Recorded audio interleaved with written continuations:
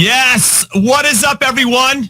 And welcome to your favorite Average and Good podcast called What You Want. I'm Jimmy Conrad alongside two GOATs of the U.S. men's national team, Tony Meola and Brian McBride. And we are going to discuss the U.S. getting knocked out of the Olympics, losing 4-0 to Morocco. I feel like my energy is maybe a little bit too high for such a sad state of affairs. But McBrizzle, I'm going to come to you first. What were your overall thoughts on this performance by the U.S.? Yeah, my overall thought is, the intensity was lacking from the first kickoff. You got to give Morocco credit. They were exceptional with the movement of the ball and the movement off the ball. I thought you could see this group understood exactly how they were going to break down the United States. They passed through constantly, causing us to be on our heels for almost all of the first half. And then when we won it, we didn't really have any ideas, and you could see the lack of confidence in some of the players. The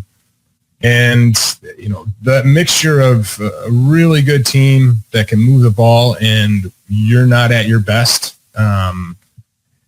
as the team that's going against a really good team, you're going to get a result like this. And unfortunately, some of our guys had actually played well in this tournament were a part of that. I thought Nathan Harriel looked really tentative, and when he just kicked the ball out for a corner with no pressure, I was like, oh no, this is not good. But yeah, you got to give Morocco credit. They played really well, and they're a very good team.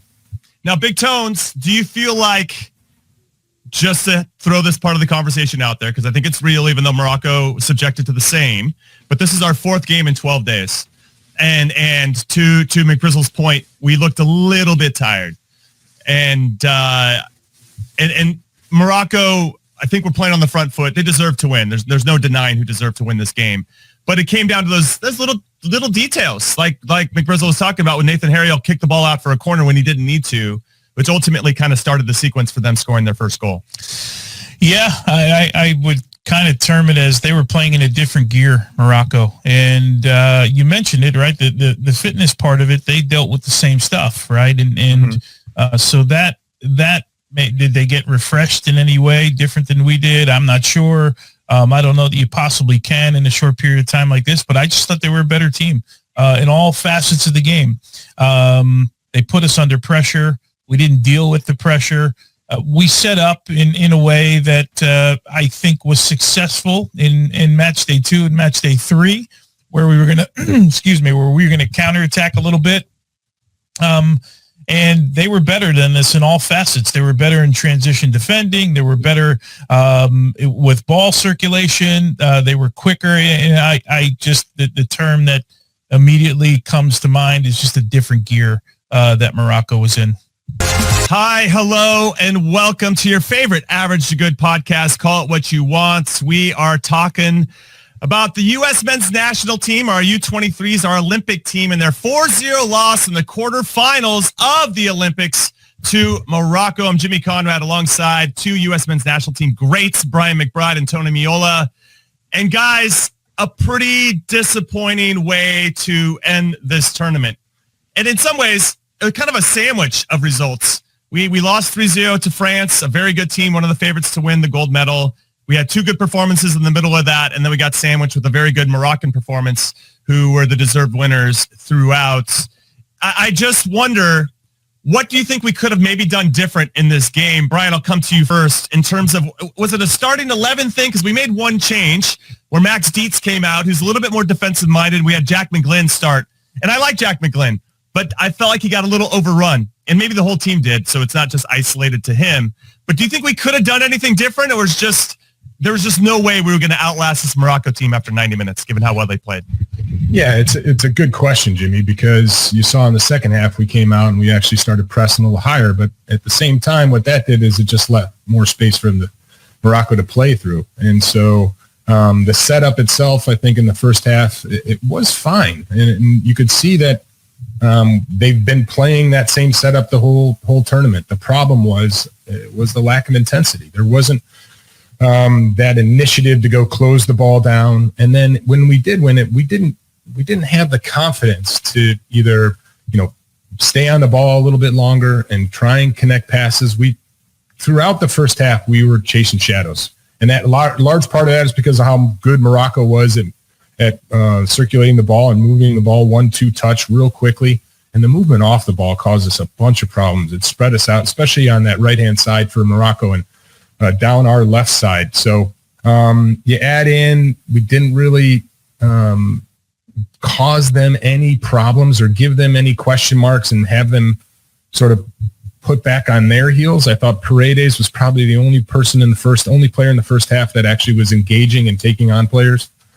But you have to give Morocco credit. They in the first half, they were just rampant, and we were fortunate to only be down 1-0 at halftime.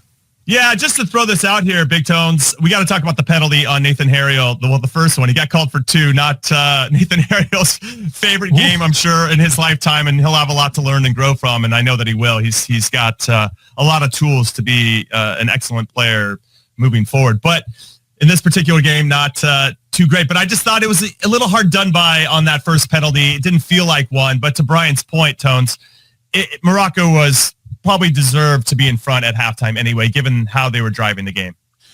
Yeah, the penalties are a weird one, right, for defenders, because you don't really see the guy coming from sort of your angle from beside you, but you have to have an idea of where everybody is, I suppose, on the field, and there's contact, right? So you get called for the penalty and you go down, but you were under it, and the reason you were in those positions is because you were under it.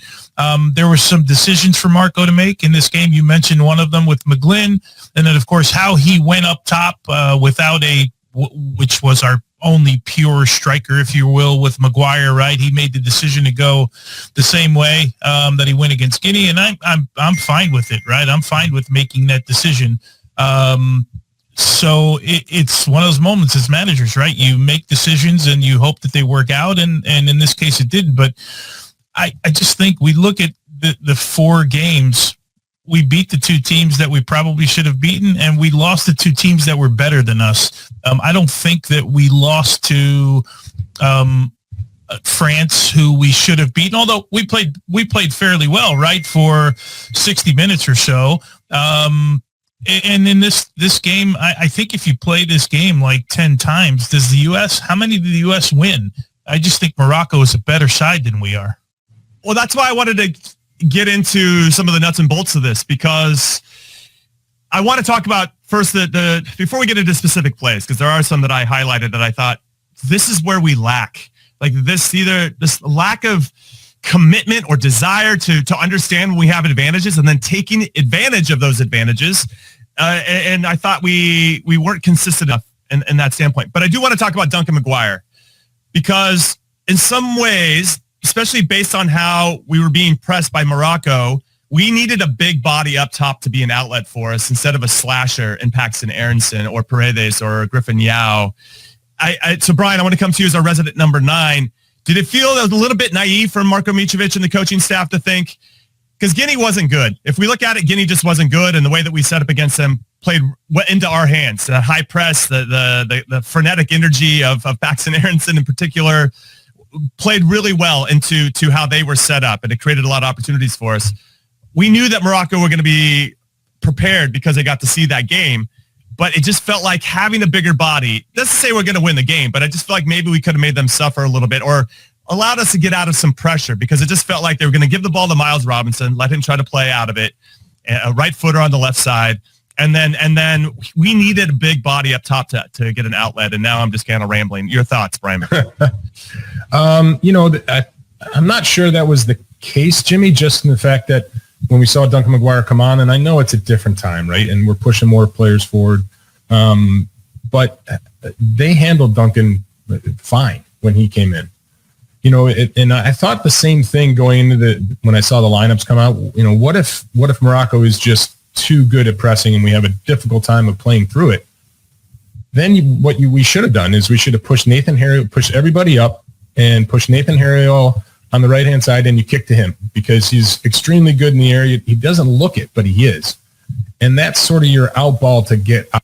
And then when we got to midfield, we started playing backwards.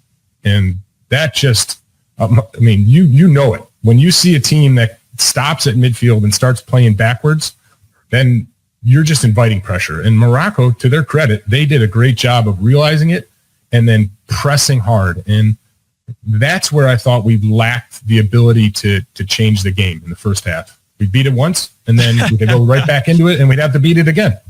Listen, the game kicked off at 6 a.m. here on the West Coast, and it's pretty rare when I yell at my TV at any time of the day, but especially in the morning when everybody here at the house is still sleeping.